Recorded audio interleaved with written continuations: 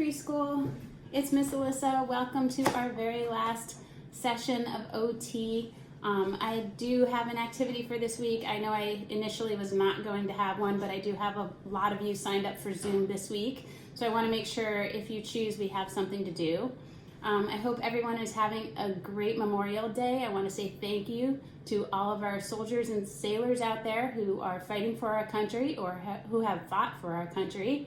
I hope you're enjoying the day. So I have my bins here, 1, 2, and 3, as I always do. And a lot of you have been asking about hand preference. So I wanted to make sure that I include an activity for hand preference this week. So heavy work really encourages hand preference.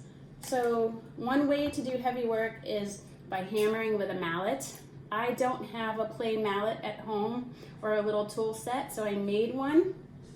This is a meat tenderizer, and I took some golf tees and put them inside an egg crate. So what you can have your child do to encourage hand preference is hammer the golf tees gently into the egg crate. Of course, they want to stabilize it with one hand, and you probably don't want to use a real hammer or something really heavy. I know a lot of toys like Whack-A-Mole, they have little plastic hammers that you can use, or you can even use a wooden spoon if you want to. But by doing heavy work, again, we are really working on hand preference. We have to use that stabilizing hand and do the heavy work with our dominant hand. So this is a great skill for that. If you don't have this set up for this week, don't worry about it. This is something you can do in your own time. We can always do Play-Doh or Therapy Putty if we are working together this week. So this week, of course, I'm going to do a Betsy Ross flag with you.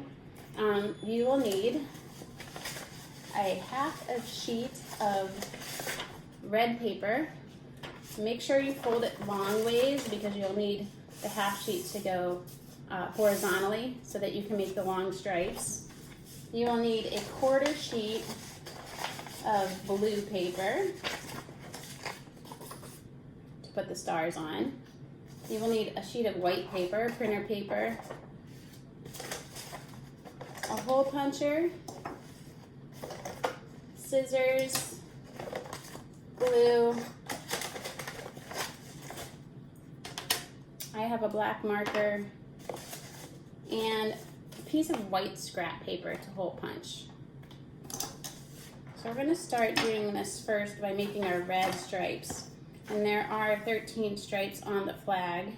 So we want to have 1, 2, 3, 4, 5, 6, 7 red stripes. So I measured on this piece of paper. You want to make the stripes about 1/2 inch apart. So I used a ruler to measure the edge of the paper to make the dots 1/2 inch apart. And you could do that on both sides. And that way your child is working on drawing horizontal lines across and crossing visual midline. And then they can just draw the lines across. And we always work on this across. They don't have to be perfect. Across. Across. And I know they look really skinny, but we need to make them skinny so that they can fit on our white paper. Just like that when you're done. And we're going to cut those out. Make sure you're holding your scissors the right way. Parents, if you need to help stabilize your child's hand for cutting, keeping their thumb up, remember to hold back at the wrist to keep that wrist in a neutral position, thumb up.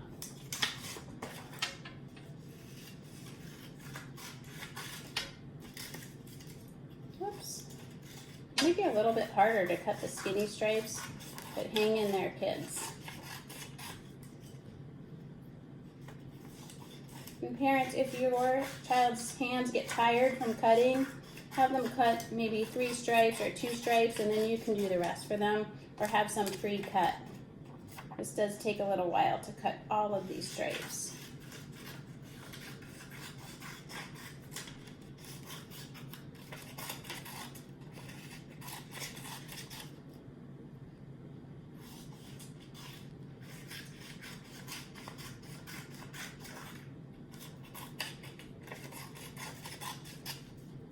And I have 3 more.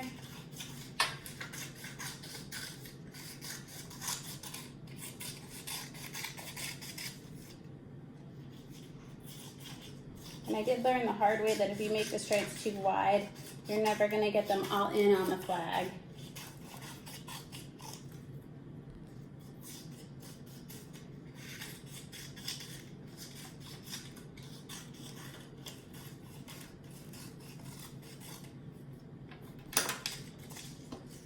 All right, so I have 1, 2, 3, 4, 5, 6, 7 stripes.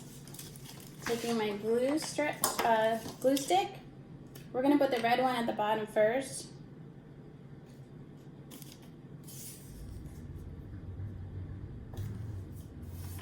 And then you want to help your child evenly space them. You can draw little X's or marks.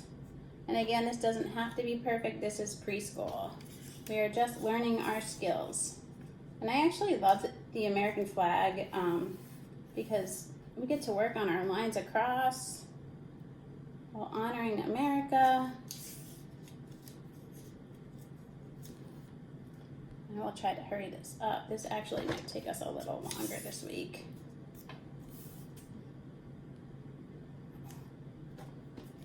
Love that we get to practice these lines across.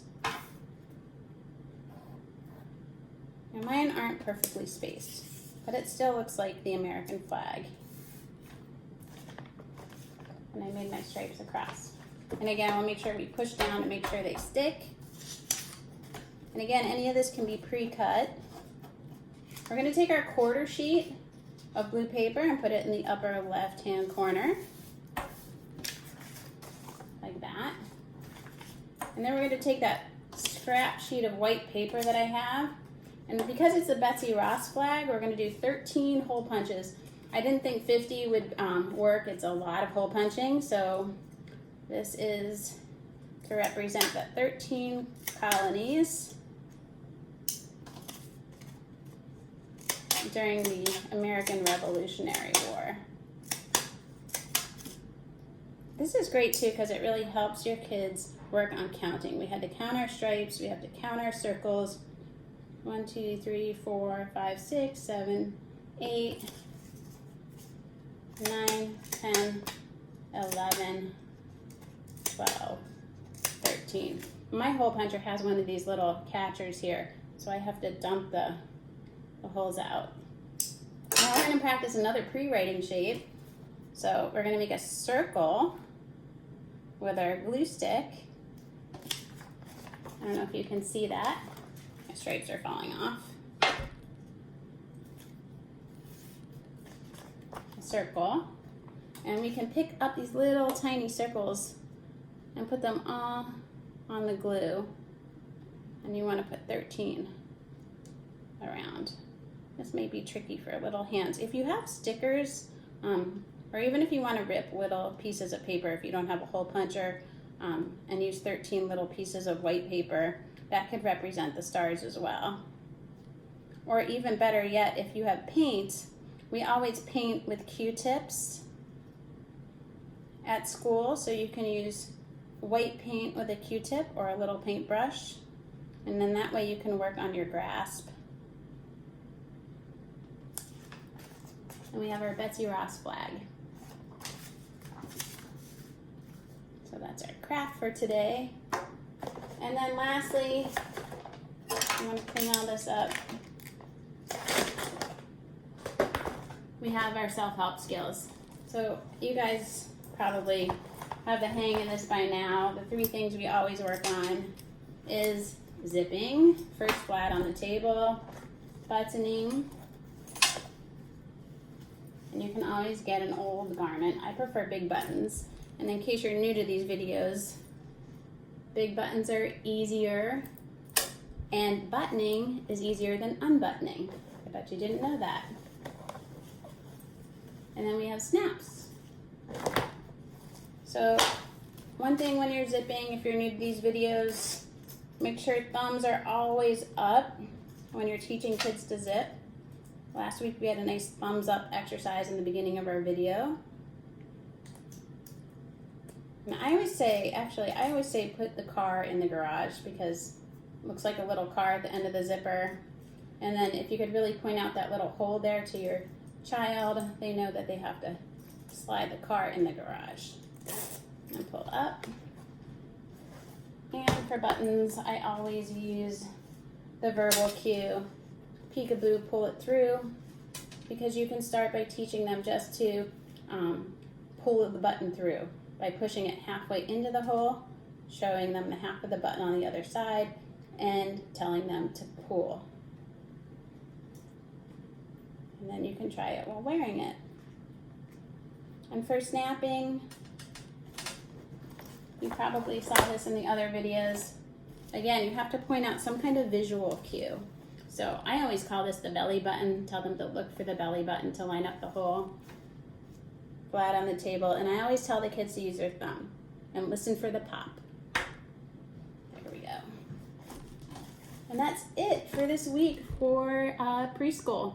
Thank you so much for joining me during this stay-at-home order. I've really enjoyed meeting with everybody during Zoom, and I hope I get to see you this week to say goodbye. If not, look in your mailbox soon. I will talk to you soon. Hopefully we'll be at school next year in the fall, so I can see you.